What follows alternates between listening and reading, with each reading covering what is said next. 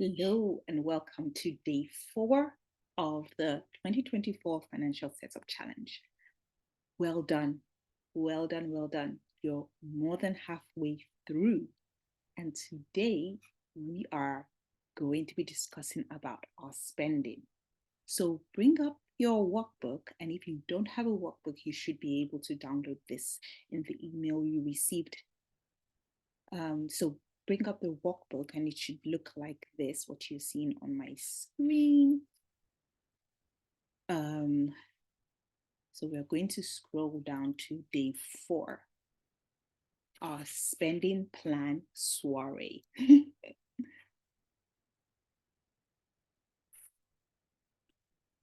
So,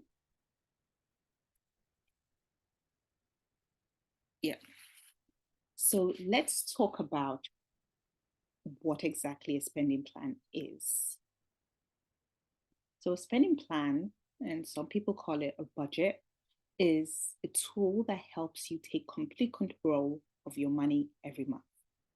So your spending plan will list out how much money you earn each month, how much you need to pay for your regular bills and expenses like rent, groceries, transportation, utilities, how much you want to save for goals like your emergency fund or vacation, and how much you want to spend on things that you want, like dining out or shopping, like luxuries. So your plan lists out those 4 main things. It will help you know how much money you earn each month and exactly where you want your money to go. So a spending plan is not a review of where your money went last time. It's a plan of it's telling your money where you want it to go.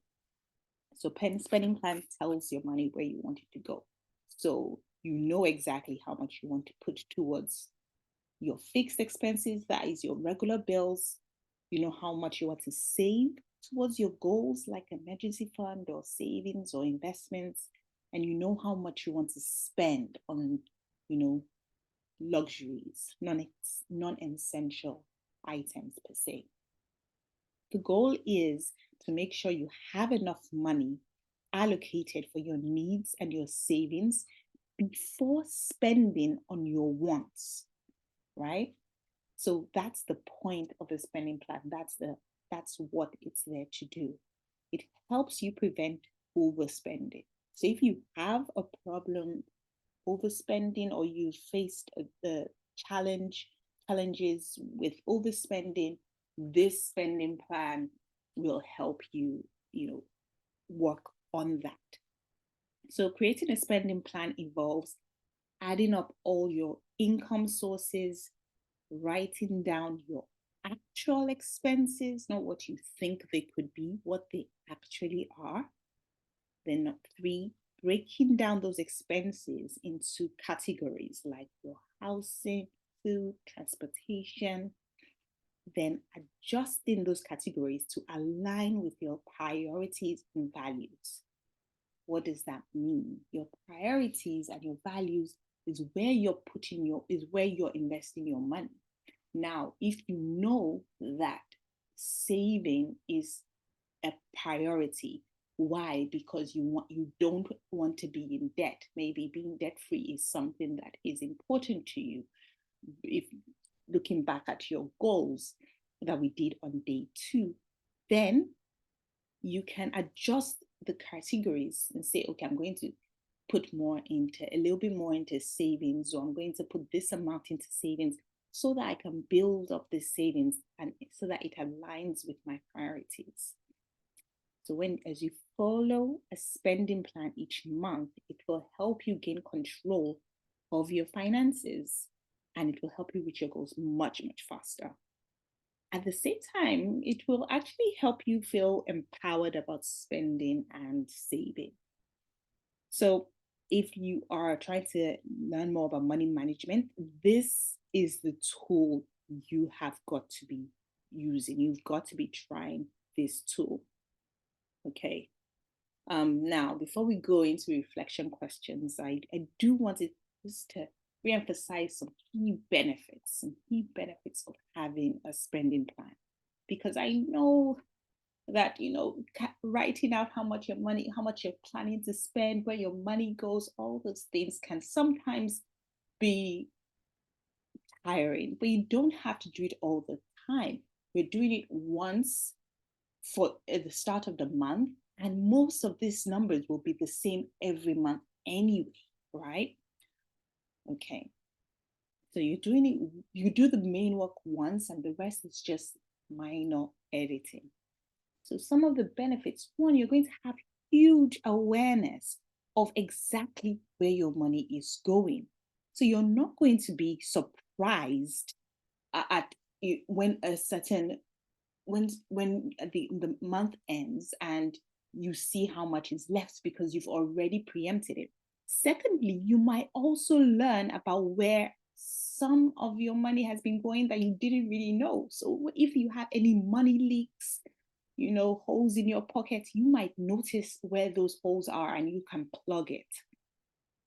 Second reason why this is so important is that you're able to make intentional choices about what to do with your money in advance.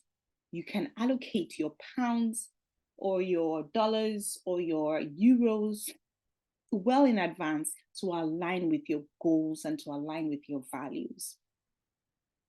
And therefore, that reduces the amount of emotional or impulse spending, because you've already made a plan for, this is how much I'm going to put towards X, Y, and Z.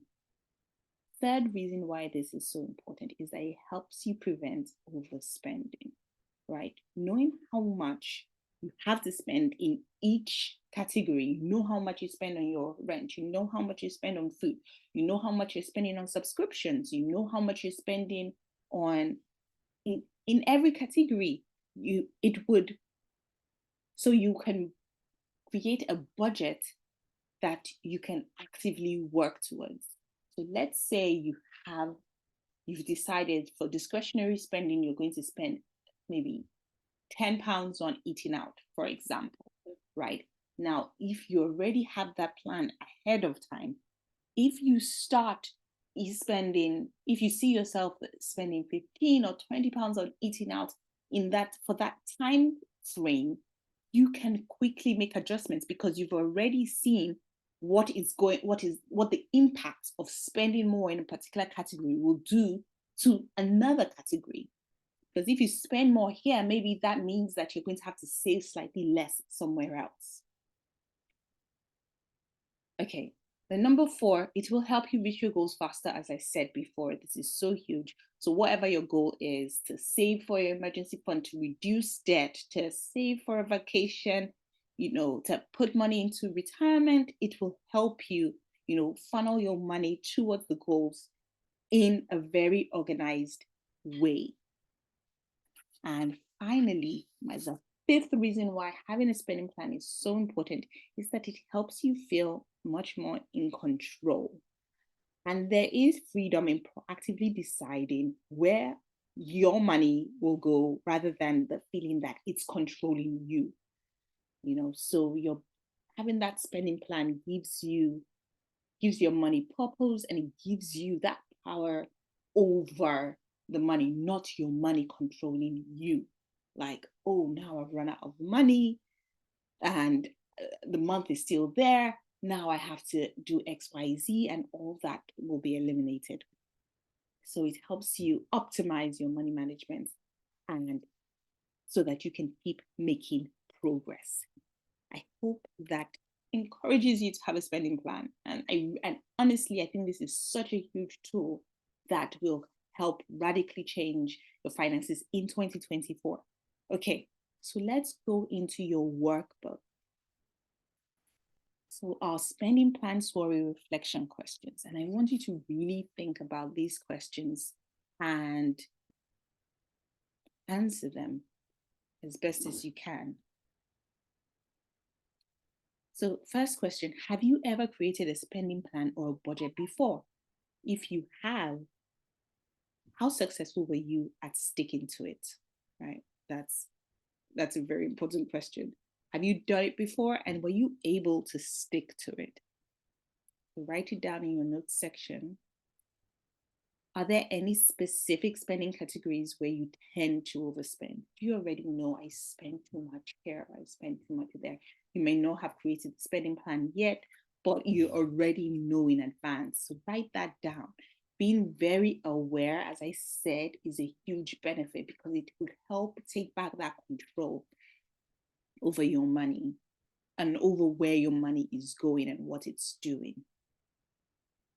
So what are the main categories where your money goes each month? So I want you here now to start identifying areas that where your money is actually going and how much is going there. And so that you in your mind, you can start thinking of adjustments that you can make, right? Then evaluate your purchases. So I want you to think about distinguishing between necessities and wants, right? And reflect on whether your spending reflects your true priorities. When we talked about goals in day 2, we looked at setting goals for the next 1 year, 3 years, 5 years, right? And long term.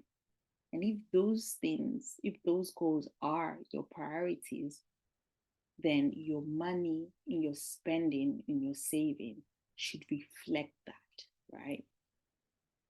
So, and that leads us straight into the 5th question, which is to consider your short-term and long-term financial goals. How does your current spending align with these goals? Is it perfect? Do they work together? Or is there some kind of, mismatch there? Now you can reflect on any adjustments needed to prioritize what truly matters to you. The 6th question is to reflect on whether your spending plan allows for unexpected expenses or if there's room for flexibility based on changing circumstances. Excuse me, I think my doorbell just went out, and that was a really nice sound. It's like a nice interlude. Okay, let's keep going. The final reflection question is to consider your saving habits, right? Are you setting aside money for the future, for your future needs or emergencies, right? Reflect on how your spending plan supports your saving goals. So your spending plan, is it supporting your things that you prioritize? Is it flexible based on changing circumstances? And does it support your savings goals? Okay. So our action plan is to create a realistic spending plan that aligns with our financial goals and to allocate a portion of your income towards savings and investments.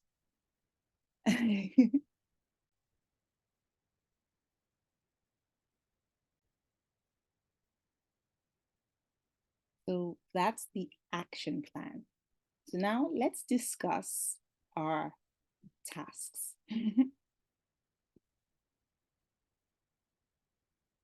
So we've got a few tasks to do. And as you do each task again, do check off the checklist. So first, start by tracking your daily expenses. As I said, you can use a notebook, a map, or a spreadsheet to record where your money is going.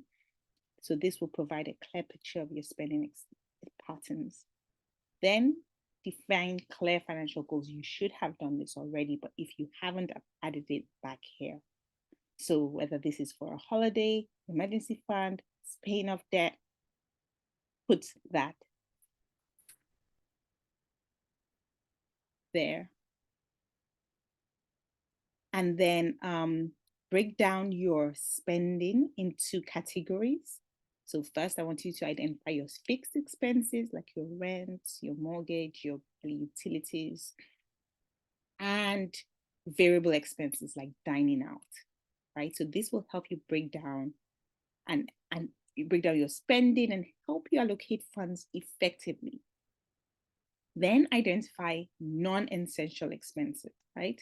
Reflect on where you can cut back without compromising your well-being, and redirect these funds to your financial goals. Then I want you to allocate specific amounts to each spending category, ensuring that your income covers all the necessities of fixed expenses and aligns with your financial goals. Then select a budgeting tool. So this is one that you can, if you do like tech, you can definitely use this. If you don't like tech, you can definitely use Excel or a notebook. But you can choose a budgetary tool or app to help you. I do have one that I use daily. So if you want my recommendation, you can email me and I'll send it personally to you.